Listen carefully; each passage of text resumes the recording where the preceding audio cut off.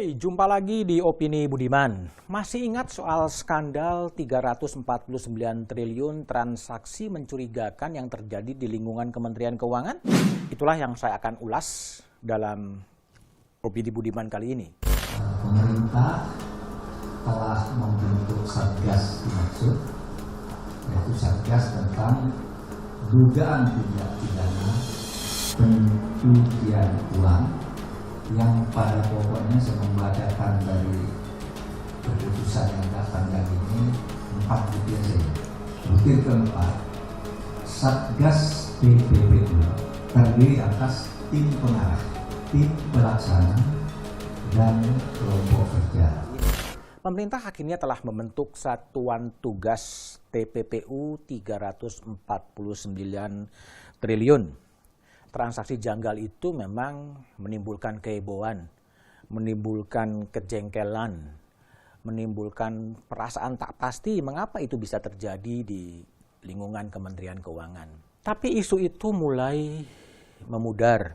Penyelesaian model Satgas itu jamak terjadi di pemerintahan.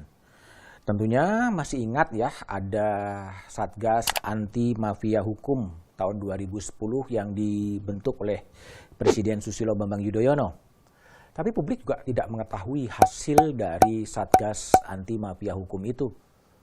Mafia hukum sampai sekarang seperti ditengarai oleh Pak Mahfud MD masih terjadi. Jual beli perkara, jual beli vonis masih terjadi. Ada juga Satgas Anti Mafia Migas untuk membubarkan apa yang disebut Petral.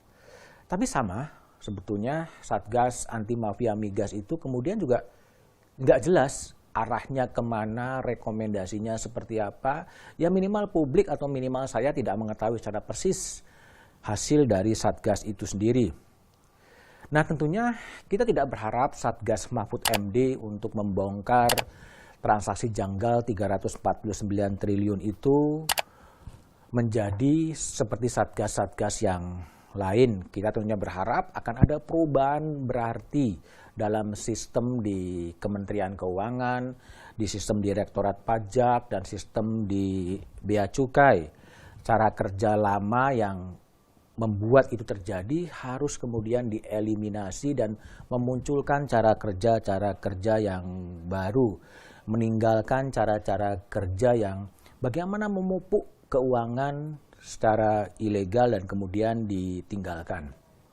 Organisasi Satgas ini ada tim pengarah. Tim pengarahnya itu ada Menko Polhukam, Pak Mahfud MD, ada juga Menko Perekonomian Airlangga Hartarto, dan Kepala PPATK, Pak Ivan Yustia Vandana. Itu adalah panitia pengarah. Tapi juga ada tim pelaksana yang diketuai oleh Deputi 3 Kantor Menko Polhukam. Dengan anggota adalah ada Dirjen Bea Cukai, Dirjen Pajak, ya, Irjen Kementerian Keuangan, Jaksa Agung Muda Pidana Khusus, serta perwakilan dari BIN dan Wakabareskrim.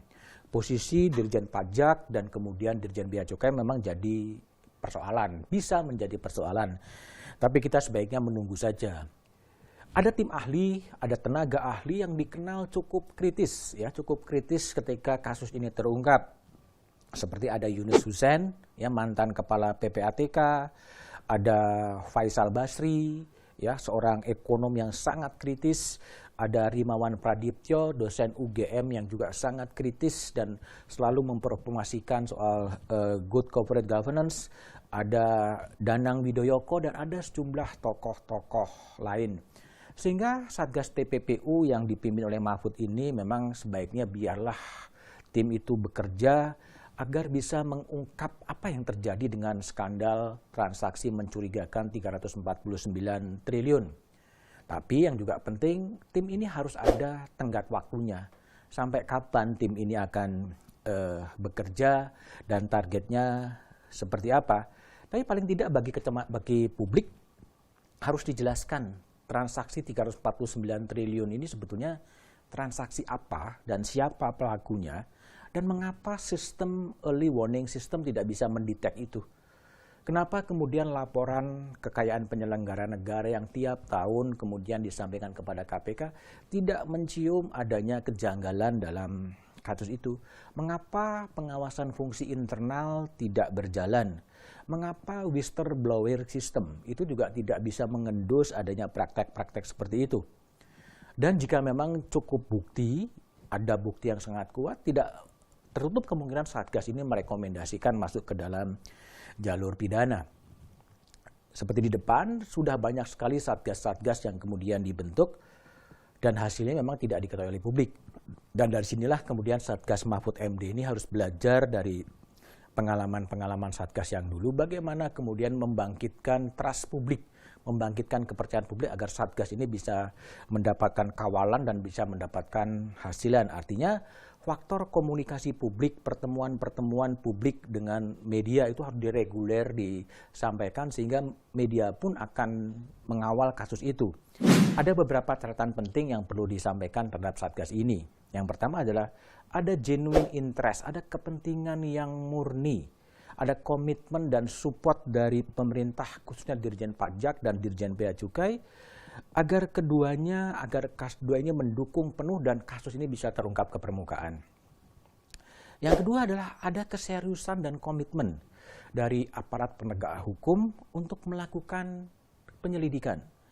Tanpa ada komitmen, tanpa ada keseriusan, Satgas ini bisa bernasib sama dengan Satgas-Satgas yang lain.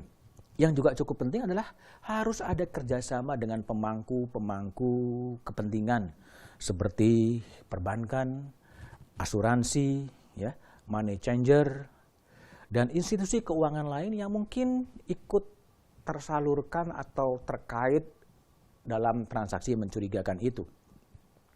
Dan yang juga penting, bahkan teramat penting adalah soal akses dari tenaga ahli. Akses bagi Faisal Basri, akses bagi Laude Sarif, akses bagi Rimawan Pradiptyo, akses bagi Nanang Widoyoko. Sejauh mana tenaga ahli ini bisa punya akses untuk bisa mengawal bagaimana skandal ini bisa terungkap dengan cukup jelas. Ketika akses ini kemudian dibatasi, memang akan cukup repot. Tapi kita tidak ingin berburuk sangka.